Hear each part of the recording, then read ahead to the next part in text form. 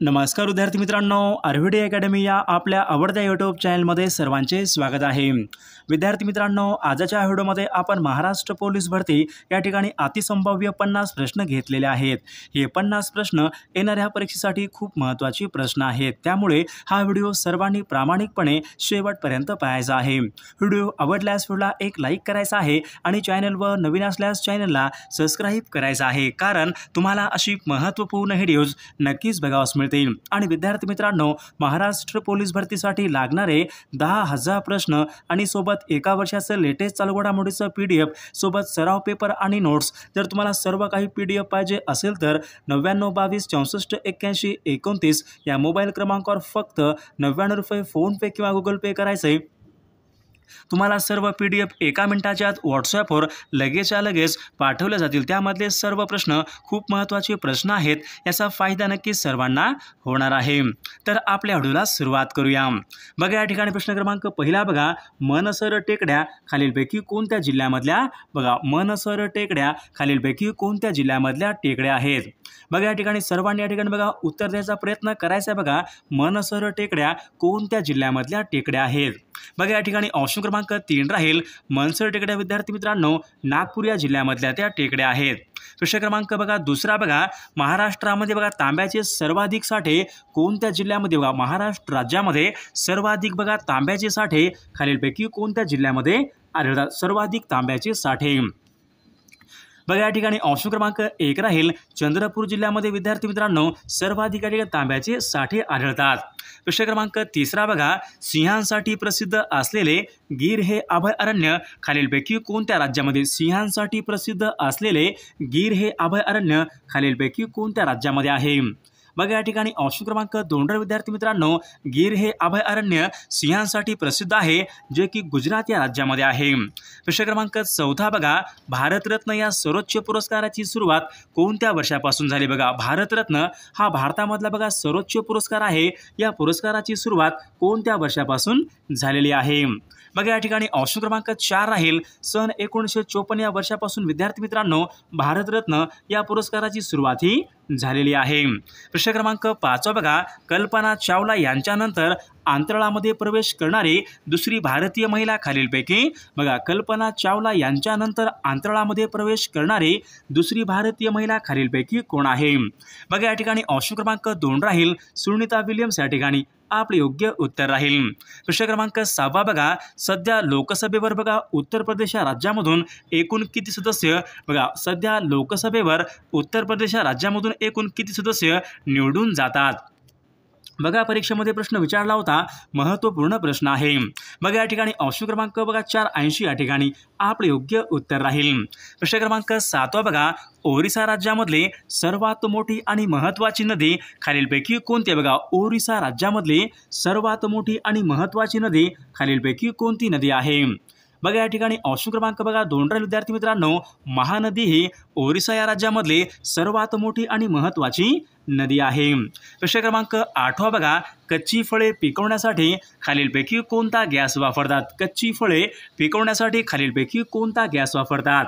बघा, या ठिकाणी ऑप्शन क्रमांक 1 राहील विद्यार्थी मित्रांनो कच्ची फळे या ठिकाणी बघा पिकवण्यासाठी इथिलीन या ठिकाणी गॅस वापरतात। प्रश्न क्रमांक 9 बघा, भारताने खालीलपैकी कोणत्या वर्षी आपल्या अर्थव्यवस्थेचे जागतिकीकरण केले। बघा, भारताने बघा खालीलपैकी कोणत्या वर्षी आपल्या अर्थव्यवस्थेचे जागतिकीकरण केले होते। बघा, परीक्षेमध्ये प्रश्न विचारला होता, तर या ठिकाणी ऑप्शन क्रमांक 3 राहील सन 1991 मध्ये भारताने बघा आपल्या अर्थव्यवस्थेचे जागतिकीकरण हे केले होते।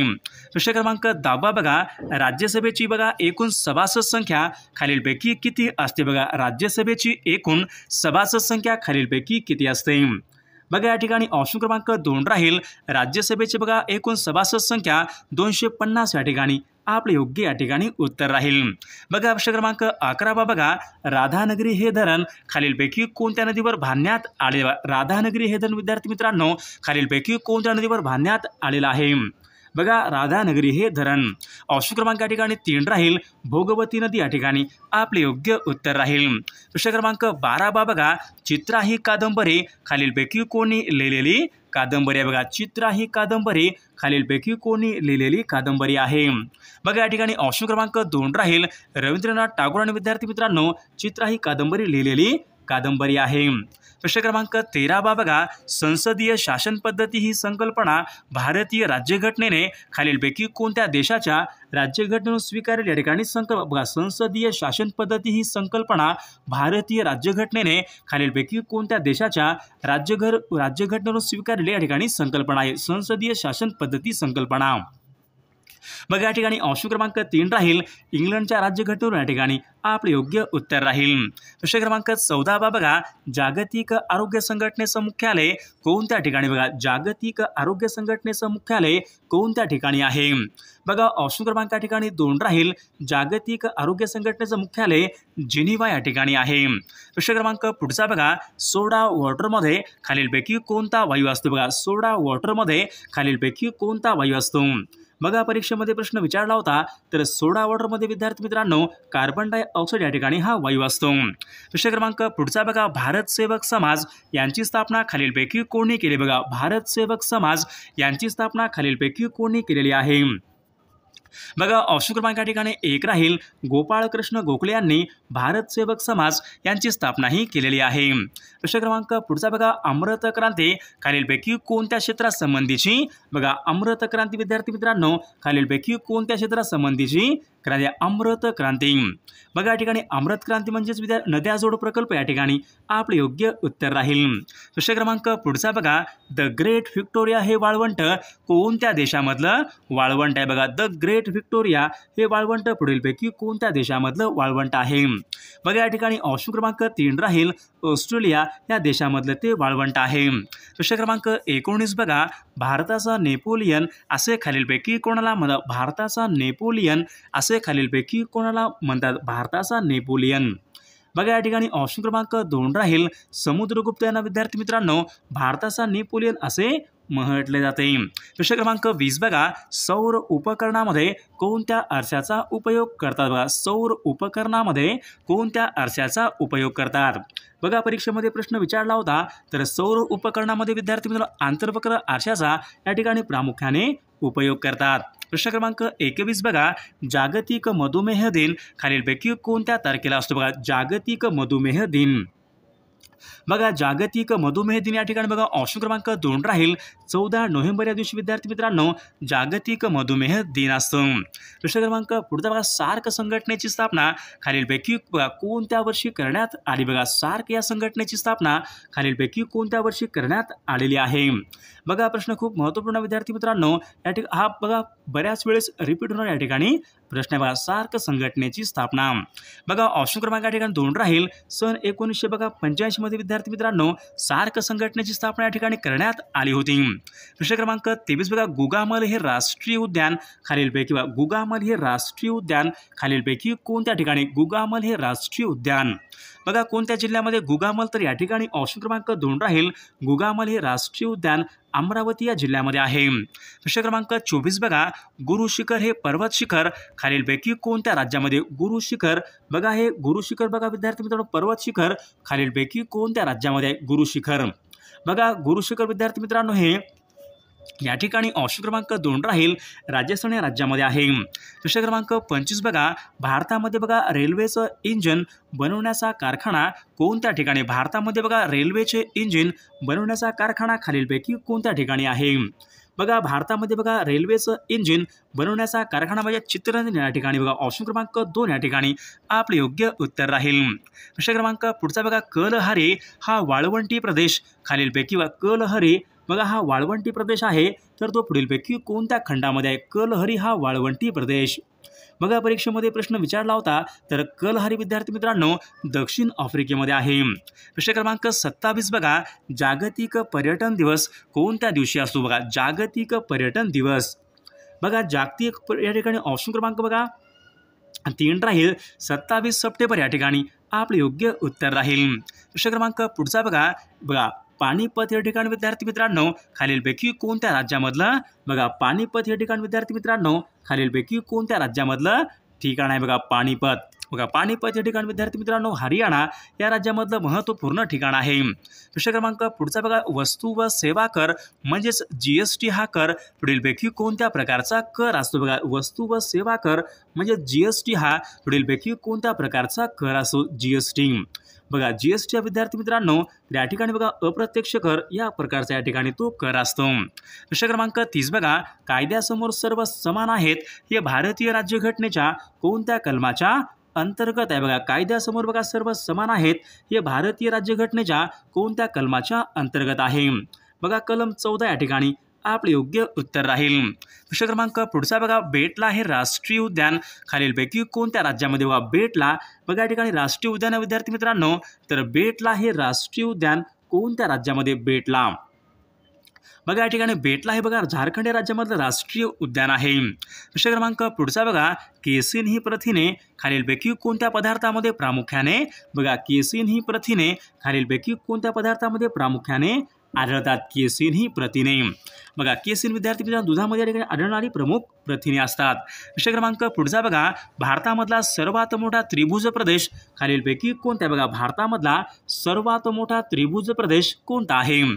तर सुंदरबन विद्यार्थी मित्रांनो सर्वात मोठा ठिकाणी त्रिभुज प्रदेश आहे.